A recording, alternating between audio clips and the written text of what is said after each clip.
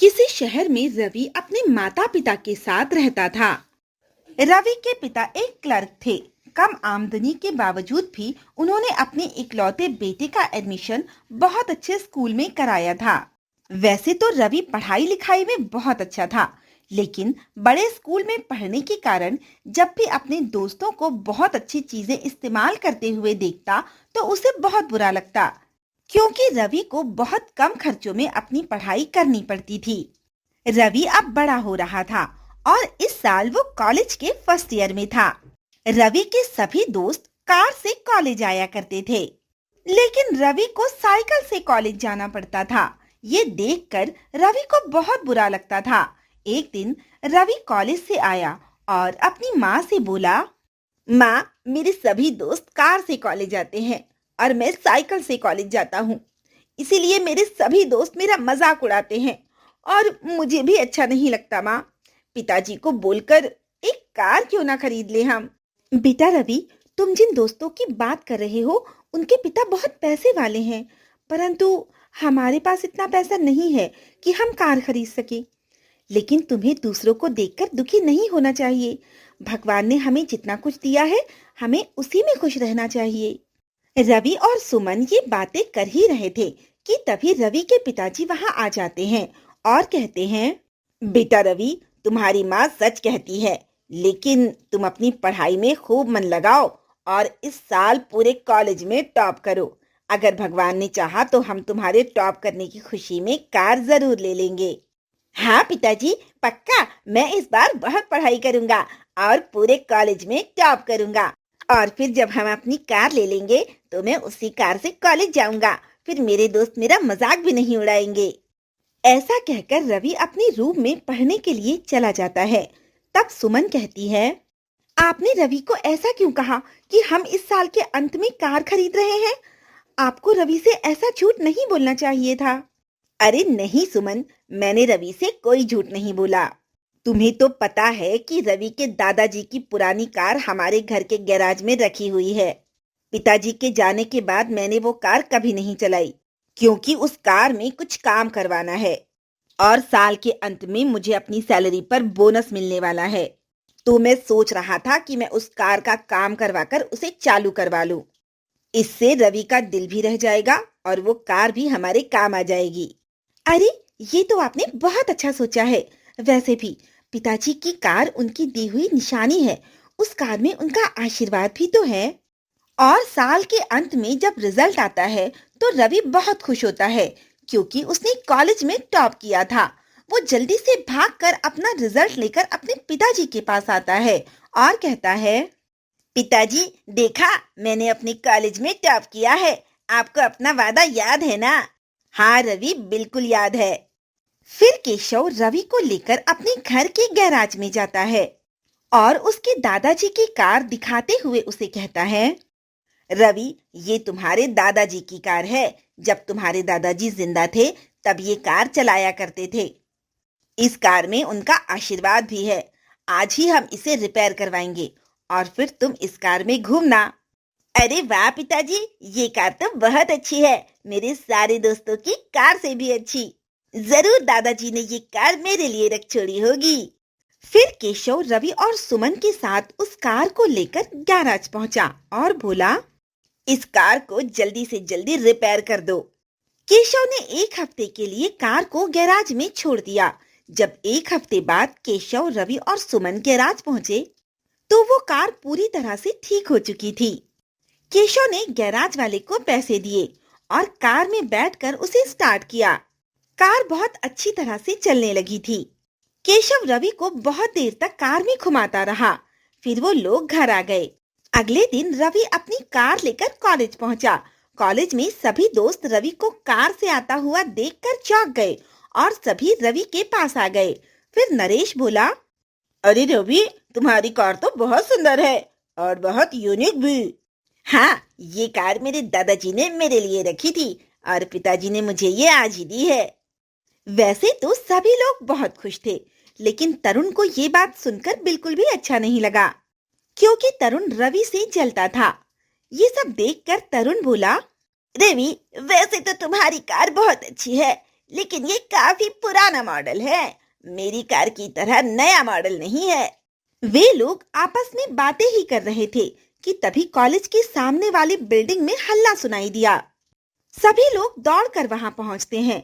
वहां पर आग लगी हुई थी और कुछ लोग ऊपर बिल्डिंग में फंसे हुए थे, जो कि खुद को बचाने के लिए चिल्ला रहे थे।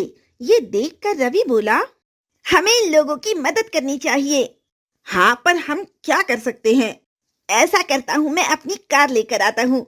तब तक तुम कहीं से रस्सी का इंतजाम करो, शायद हम उनके लिए कुछ कर सकें। रवि अपनी कार लेकर आता है और कहता है, काश इस कार से पानी का फव्वारा निकलता तो ये आग बुझाई जा सकती थी।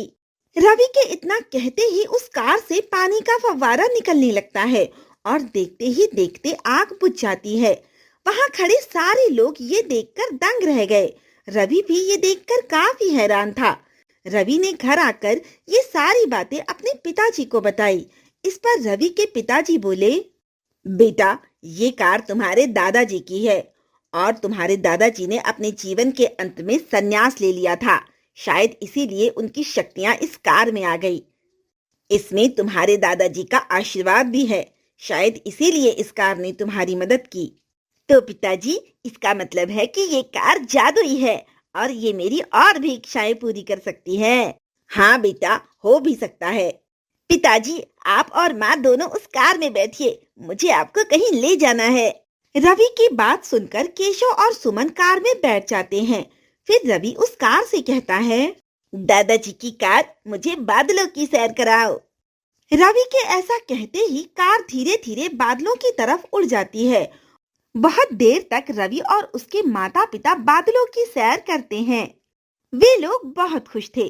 फिर रवि उन्हें घर वापस ले आता है। वे काफी थक चुके थे।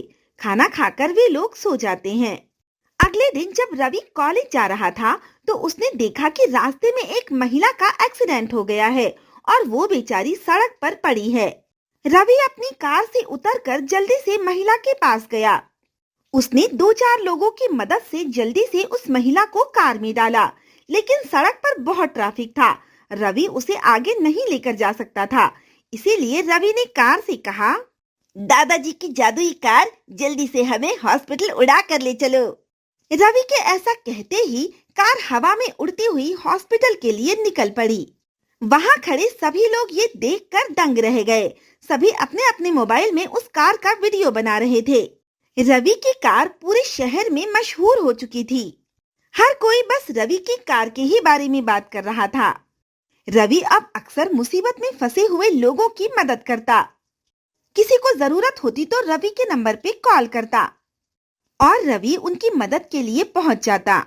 लेकिन इन सब में रवि की पढ़ाई का नुकसान हो रहा था। रवि ने पूरी तरह अपनी पढ़ाई पर ध्यान देना बंद कर दिया था।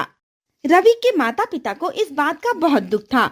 एक दिन केशव रवि से कहता है, बेटा, मैं देख रहा हूँ कि तुम्हारा पढ़ाई लिखाई में बिल्कुल भी ध्यान नहीं लग रहा है। इसीलिए मैंने फैसला किया है कि मैं इस कार को गैराज में रख देता हूँ। जब तुम्हारी पढ़ाई पूरी हो जाएगी तो तुम इस कार को वापस निकाल लेना। ये सुनकर रवि को अच्छा नहीं लगता और वो अपने कमरे में चला जाता है। रवि इस बात से काफी दुखी था। उसे नींद भी नहीं आ रही थी। रवि आधी रात को उठकर अपनी कार के पास पहुंचा और बोला, दादाजी, मुझे आपकी दी हुई कार बहुत पसंद है। मैं इसे छोड़ना नहीं चाहता। रवि के इतना कहते ही उस कार से आवाज आई, रवि, तुम्हें अपनी पढ़ाई पर ध्यान देना चाहिए। हाँ, लेकिन मैं तुम्हारे बिना नहीं रह सकता। इसका भी एक सलूशन है, ये लो। फिर उसी कार से एक छोटी सी कार बाहर निकली जो बिल्कुल उसी कार की तरह दिखाई दे रही थी। रवि ने उसे हाथ में उठाया और बोला, लेकिन ये कार तो एक खिलौने से ज्यादा कुछ नहीं है। ये मेरे किसी काम की नहीं। नहीं रवि, ये एक जादुई कार है। जब तुम चाहोगे ये कार बड़ी हो जाएगी और तुम जैसा चाहोगे वैसा करेगी। लेकिन एक बात का ध्यान रखना, बहुत जरूरत पड़ने पर ही इसका इस्तेमाल करना। फिर रवि ने जैसे ही उस कार को बड़ी होने के लिए कहा, वो कार बड़ी हो गई। रवि उस कार में बैठकर काफी देर तक घूमता रहा। अब रवि समझ चुका था कि ये कार उसके दादाजी का आशीर्वाद है और बहुत जरूरत पड़ने पर ही रवि को इसका इस्तेमाल करना है। कार फिर से छोटी हो गई और रवि ने उसे जेब में रख लिया। अगले दिन रवि ने सब कुछ अपने माता पिता को बताया। वे लोग इस बात से बहुत खुश थे। फिर किशोर ने दादाजी की कार को गैराज में रखकर ताला लगा दिया और रवि अपना सारा ध्यान अपनी पढ़ाई पर देने लगा। और अब बहुत जरूरत पड़ने पर ही रवि उस मैजिकल कार का इस्तेमाल करता जो उसके पास थी। इस तरह कुछ सालों में रवि की पढ़ाई पूरी हो गई और रवि अब एक ऑफिसर बन चुका था। लेकिन रवि अभी भी अपने दादाजी की कार को बड़े ही शौक से चलाया करता और जरूरत पड़ने पर लोगों की मदद भी किया करता।